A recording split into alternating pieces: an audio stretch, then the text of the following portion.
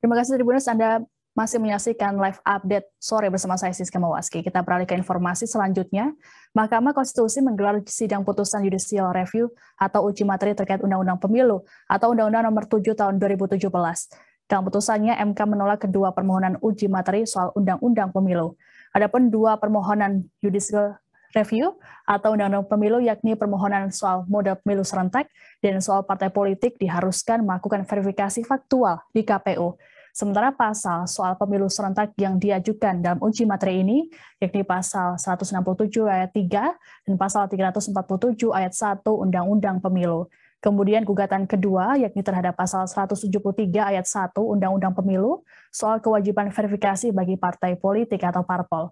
Informasi lengkapnya akan disampaikan oleh jurnalis Tribun News, Reza Denny Saputra. Halo Reza. Halo Siska, selamat sore. Reza, bisa dijelaskan apa pertimbangan dari MK menolak semua gugatan soal uji materi Undang-Undang Pemilu ini? Ya, benar sekali Siska bahwa memang Mahkamah Konstitusi atau MK menolak dua permohonan atau gugatan judicial review atau uji materi terkait Undang-Undang Pemilu. Tadi betul sekali disebutkan bahwa ada dua permohonan ini terkait Undang-Undang Pemilu yang konsen pemilu serentak, model pemilu serentak, dan juga soal verifikasi parpol untuk pemilu di 2024.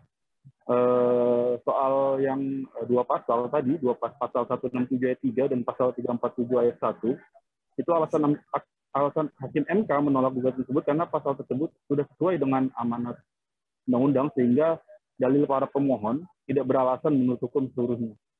Dalil pemohon dalam gugatan ini soal 5 kotak suara yang menyebabkan beban kerja petugas KPPS sangat berkaitan dengan teknis, dan hal tersebut merupakan bagian dari implementasi norma. Lalu kemudian gugatan yang kedua yang terkait verifikasi faktual parpol di KPU pada pemilu 2024 nanti, MK beralasan bahwa gugatan tersebut pernah terjadi, pernah ada gugatan serupa dan diuji, yakni pada tahun lalu 2020 dengan putusan P55 PUU dari kemudian 18 angka Romawi dari Sendiri 2020.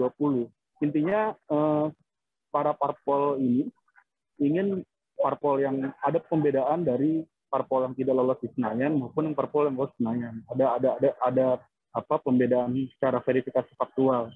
Parpol yang lolos Senayan tahu tidak perlu lagi verifikasi administrasi dan faktual, sementara parpol yang tidak lolos Senayan tapi ikut di pemilu 2019 itu hanya untuk verifikasi faktual. Sementara parpol baru itu diwajibkan untuk melakukan verifikasi keduanya.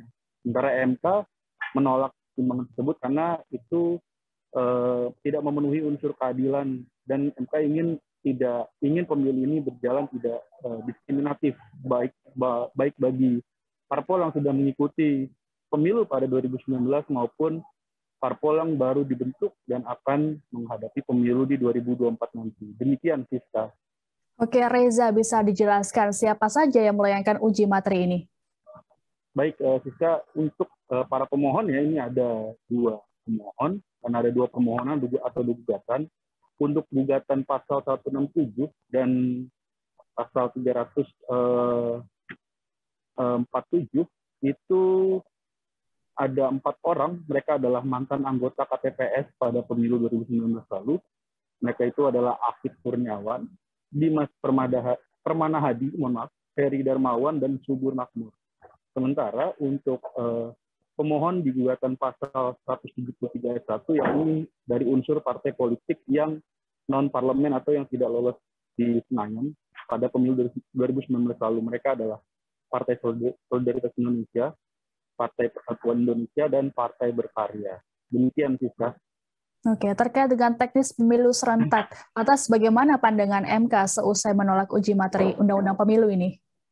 Baik, Siska.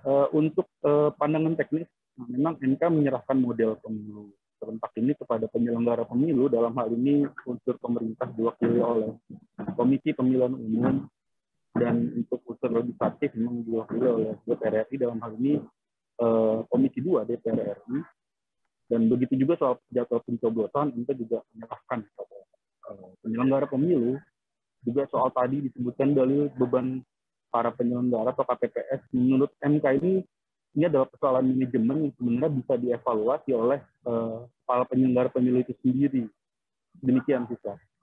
Baik, terima kasih laporannya Reza Denny terkait dengan penolakan uji materi Undang-Undang Pemilu. Selamat bertugas kembali. Terima kasih sudah nonton. Jangan lupa like, subscribe, dan share ya.